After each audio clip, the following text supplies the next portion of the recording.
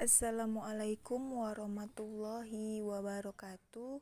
Nama saya Nadila Rahayu, NIM saya 2092000039, kelas PIAUD 1B, mata kuliah Bahasa Indonesia. Baiklah, di sini saya akan menyampaikan konsep-konsep yang saya buat. Pertama, perkembangan dan fungsi kedudukan bahasa.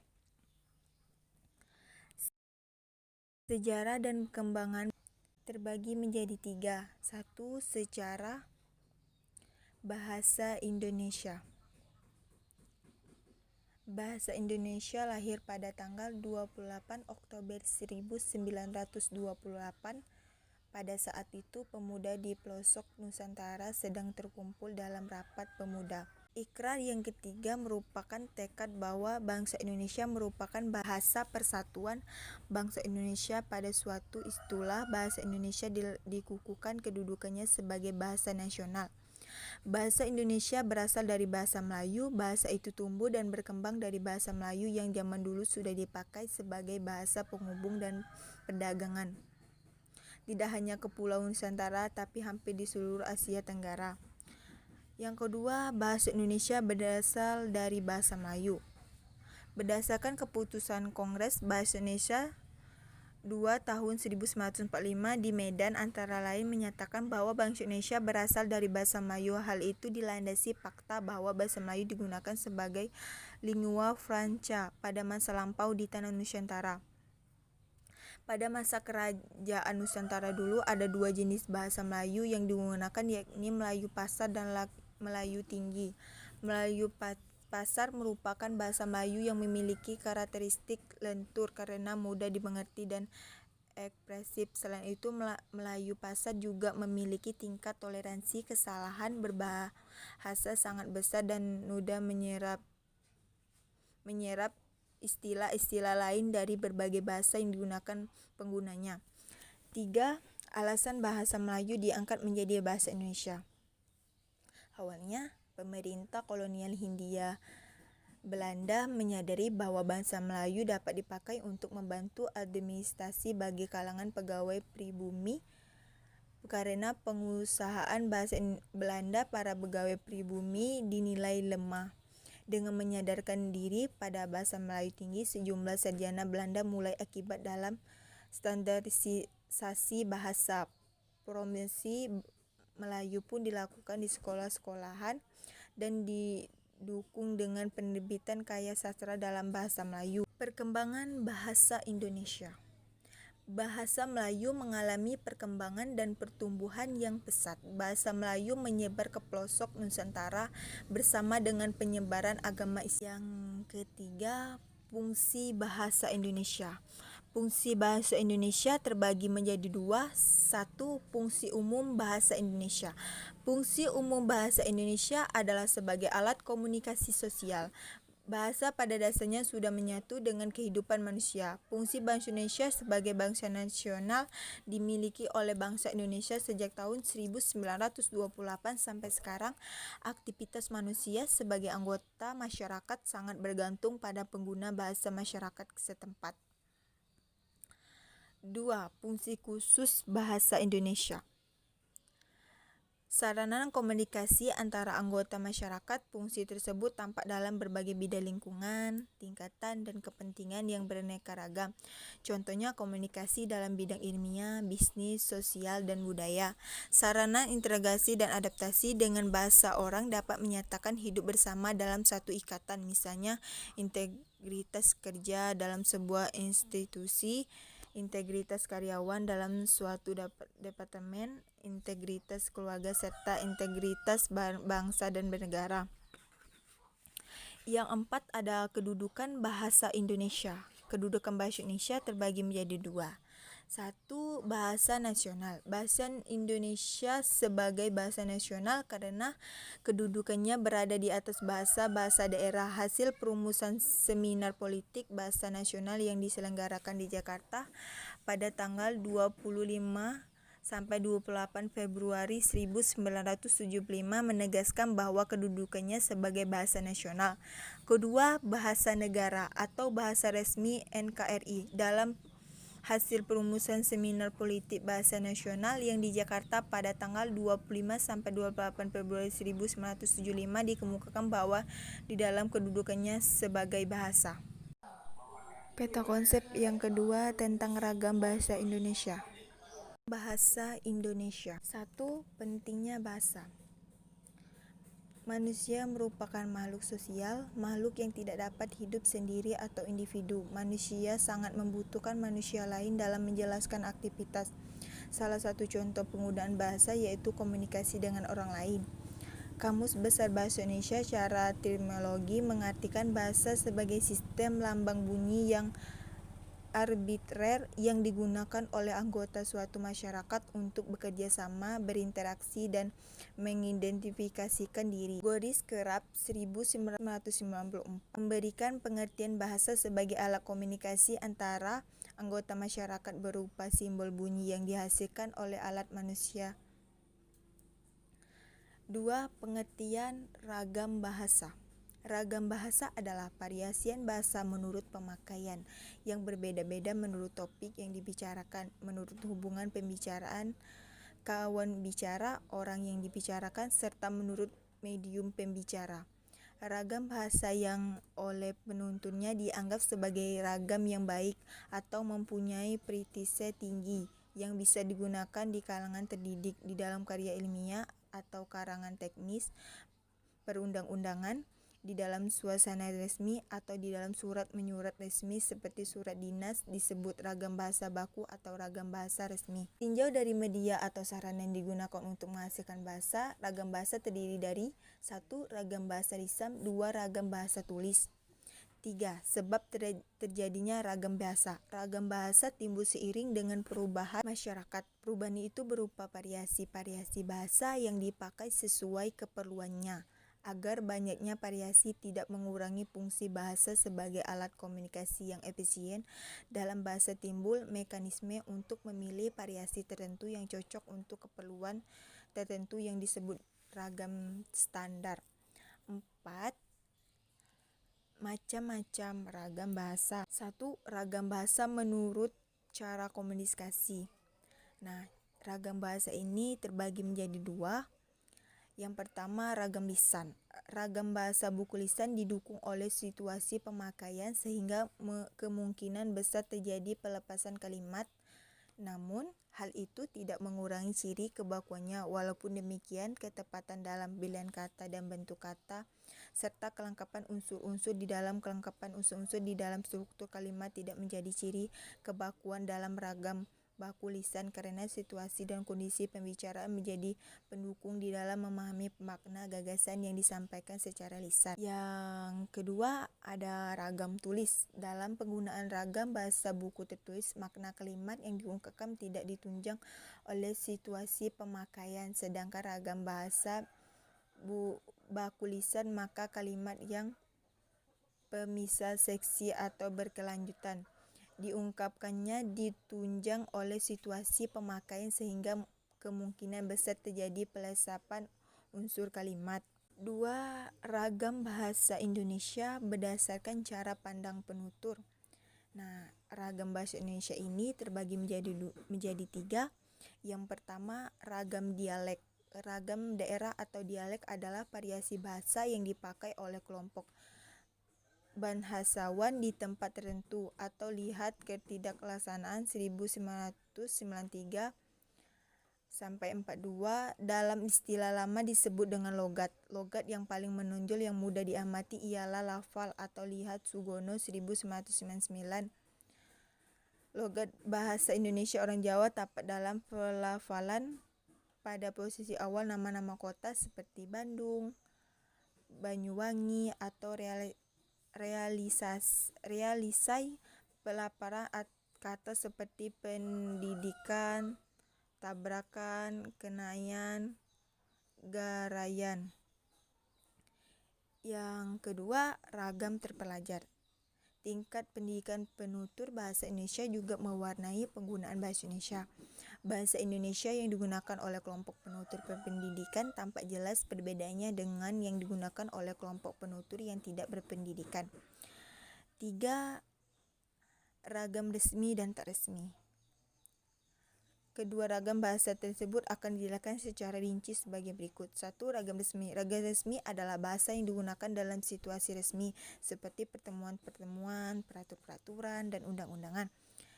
Ragam tak resmi. Ragam tak resmi adalah bahasa yang digunakan dalam situasi tak resmi seperti dalam pergaulan dan percakapan pribadi, seperti dalam pergaulan dan percakapan pribadi. Ragam bahasa resmi atau tak resmi ditentukan oleh tingkat keformalan bahasa yang digunakan. Semakin tinggi tingkat kebakuan suatu bahasa, berarti semakin resmi bahasa yang digunakan. Yang ketiga, ragam bahasa Indonesia menurut topik pembicaraan. Ragam bahasa Indonesia menurut topik pembicaraan ini terbagi menjadi 5. Yang pertama, ragam politik. Bahasa politik berisi kebijakan yang dibuat oleh pengusaha dalam rangka menata dan mengatur kehidupan masyarakat. Yang kedua, ragam hukum. Salah satu ciri khas dari bahasa hukum adalah pengguna kalimat yang panjang dengan pola kalimat luas. Diakui bahwa bahasa hukum Indonesia tidak terlalu memperhatikan sifat dan ciri khas bahasa Indonesia dalam strukturnya. 3. Ragam sosial dan ragam fungsional. Ragam sosial dapat didefinisikan sebagai ragam bahasa yang sebagai norma dan kaidahnya didasarkan atas kesepakatan bersama dalam lingkungan sosial yang lebih kecil dalam masyarakat. 4. Ragam jurnalistik. Bahasa jurnalistik adalah ragam bahasa yang dipergunakan oleh dunia persurat kabaran atau dunia pers media massa cetak. Dalam perkembangan lebih lanjut, bahasa jurnalistik adalah bahasa yang dipergunakan oleh seluruh media massa. Ada ragam sastra. Ragam bahasa sastra memiliki sifat atau karakter subjektif, lentur, konotatif, kreatif, dan inovatif. Dalam bahasa yang beragam khusus terdapat kata-kata, cara-cara penuturan, dan ungkapan-ungkapan yang khusus yang kurang lazim atau tak dikenal dalam bahasa umum. Bahasa sastra ialah bahasa yang dipakai untuk menyampaikan emosi atau perasaan dan pikiran, fantasis dan lukisan, angan-angan, penghayatan batin dan lahir, peristiwaan dan hayalan dengan bentuk istimewa. Penyampaian ragam biasa. Nah, memasuki ketiga, ejaan. Bahasa Indonesia. Macam-macam ejaan. 1. Ejaan menurut Ofhujen 1901. 2. Ejaan Suewandi dan Ejaan Republik 1947. 3. Ejaan Pembaharuan atau Ejaan Prijono Katopopo. 4. Ejaan Melindo 1959. 5. Ejaan Baru Bangsa Indonesia atau Ejaan Bahasa Indonesia atau Lembaga Bahasa dan Kesusastraan 1906. 6. Ejaan Bahasa Indonesia yang disempurnakan 1972. Ejaan menurut Ofhujen 1901. Ejaan Ofhujen didasarkan atas prakarsa pemerintah Hindia Belanda menugaskan Charles Adrian Yang Hophujen untuk menuliskan bahasa Melayu. Tugas itu diselesaikannya pada tahun 1901 sejak permulaan usahanya pada tahun 1896. Sejak tahun 1901 itulah baru timbul keseragaman ejaan untuk menuliskan bahasa Melayu. Kelebihan ejaan Ofhujen: 1. Berhasil menghindarkan kesulitan penulisan bahasa Melayu dan huruf Arab Melayu ke dalam huruf Latin. 2. Membantu pemerintah Hindia Belanda dalam menjalankan roda pemerintahan. 3. Membantu penyebaran bahasa-bahasa daerah cara yang lebih luas dengan mencetak buku-buku pelajaran dan buku lain dalam bahasa daerah tersebut dengan huruf Latin.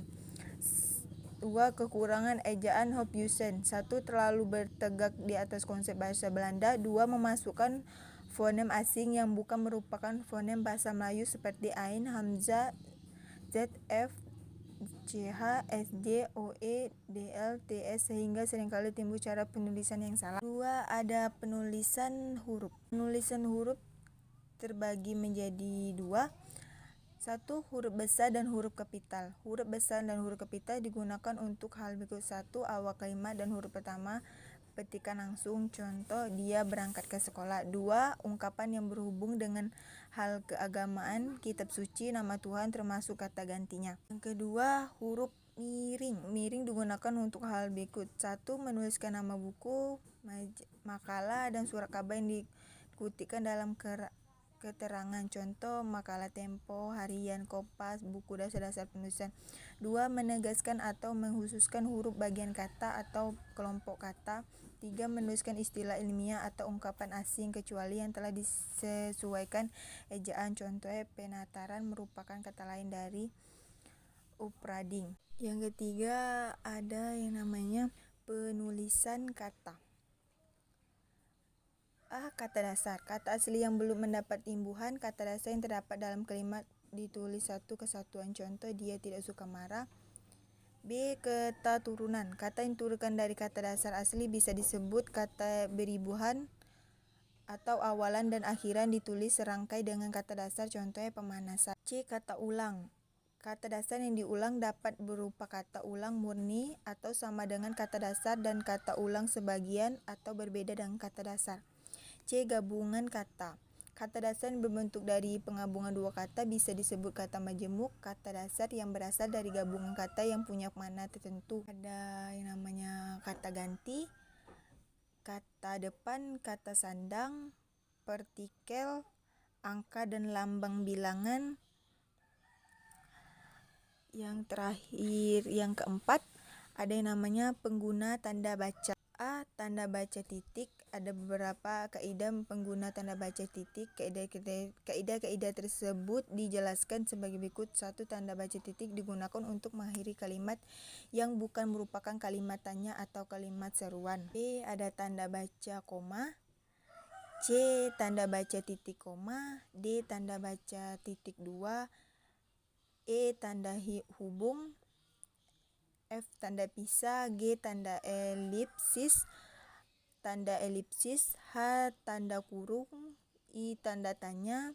J. Tanda seruan. K. Tanda kurung siku. L. Tanda petik. M. Tanda petik tunggal. N. Tanda garis miring. O. Tanda apostrof. Peta konsep yang keempat, kalimat efektif. Kalimat efektif itu pengertian kalimat. Kalimat menurut KBBI ialah kesatuan ujar yang mengungkapkan suatu konsep, pikiran, dan perasaan. Perkataan satuan bahasa yang secara relatif berdiri sendiri, mempunyai pola intonasi final, dan secara aktual ataupun potensial terdiri atas klausa. B. Pengertian efektif. Efektif mengandung pengertian cepat guna, artinya suatu akan berguna jika dipakai pada sasaran tepat. Pengertian efektif menurut KBBI ialah ada efeknya, akibat pengaruhnya, kesannya, manjur atau mujarab tentang obat, dapat membawa hasil berhasil guna, atau tentang usaha tindakan. C. Pengertian kalimat efektif. Kalimat efektif ialah kalimat yang memiliki kemampuan untuk menimbulkan kembali gagasan-gagasan pada pikiran pendengaran atau pembaca seperti apa yang ada dalam pikiran pembicaraan atau penulisan. Ciri-ciri kalimat efektif. 1. Kepaduan struktur. Adalah keseimbangan antara gagasan atau pemikiran dengan struktur bahasa yang dipakai dalam kalimat. 2. Keparerelan bentuk. Kalimat efektif memiliki kesamaan bentuk kata yang digunakan dalam kalimat. Yang dimaksud dengan kesamaan bentuk kata adalah jika kata pertama berbentuk verba, maka kata lain selanjutnya berbentuk verba. Namun jika kata pertama berbentuk nomina, maka kata selanjutnya berbentuk nomina. 3. Kehematan kata. Kalimat efektif tidak menggunakan kata-kata atau frasa yang tidak perlu digunakan untuk menghindari pemborosan kata di dalam kalimat. Hal yang harus diperhatikan adalah 1. Menghindari unsur yang sama dalam menjemuk. 4. Kecermatan. Yang dimaksud dengan kecermatan adalah cermat dan tepat dalam memilih kata sehingga tidak menimbulkan keracunan dalam makna garis. Contohnya, guru baru pergi ke ruang guru, artinya atau tidak efektif. Ketegasan. Ketegasan atau penekanan ialah suatu perlakuan penonjolan terhadap ide pokok dari kalimat untuk membentuk penekanan dalam satu kalimat ada beberapa cara. 1. Meletakkan kata yang ditonjolkan itu di depan kalimat atau awal kalimat. 2. Membuat urutan yang bertahap. 6. Kepaduan. Kalimat efektif memiliki kepaduan pernyataan sehingga informasi yang disampaikan tidak terpecah-pecah. Berikut ini secara kalimat yang padu ialah: 1. Kalimat yang padu tidak bertele-tele. 2. Kalimat yang padu menggunakan pola, aspek, agen, tambah verba secara tertib dalam kalimat-kalimat yang berpredikat persona. 3. Kalimat yang padu tidak perlu menyiapkan sebuah kata antara predikat, kata kerja, transiti, dan objek penderita. Nah, yang terakhir ada kelogisan. Yang dimaksud dengan kelogisan adalah ide yang ada di dalam kalimat itu dapat diterima atau dimengerti oleh akal dan sesuai kaidah EBI. Contohnya, waktu dan tempat kami persilakan, atau yang disebut dengan tidak AF. Konsep yang terakhir atau yang kelima yaitu diksi. Kami diksi bahasa Indonesia. 1. Pengertian diksi. Diksi ialah pilihan kata, maksudnya kita memilih kata yang tepat dan selaras untuk menyatakan atau mengungkapkan gagasan sehingga memperoleh efek tertentu. Pilihan kata merupakan satu unsur sangat penting baik dalam dunia karang-mengarangan maupun dalam dunia tutur setiap hari. 2. Persyaratan diksi. Ada 2 persyaratan yang harus dipenuhi dalam memilih kata, yaitu persyaratan ketepatan dan kesesuaian. Tapi artinya kata-kata yang dipilih itu dapat mengungkapkan dengan tepat apa yang ingin diungkapkan. Di samping itu, ungkapan itu juga harus dipahami pembaca dengan tepat. Artinya tafsiran pembaca sama dengan apa yang dimaksud dengan penulis. Untuk memenuhi persyaratan ketepatan dan kesesuaian dalam pemilihan kata, kita perlu perhatikan: 1. Kaidah kelompok kata atau frasi. 2. Kaidah makna kata. 3. Kaidah lingkungan sosial. 4. Kaidah karang-mengarang. Penyampaian dari saya, kurang lebihnya saya minta maaf. Saya akhiri. Wassalamualaikum warahmatullahi wabarakatuh.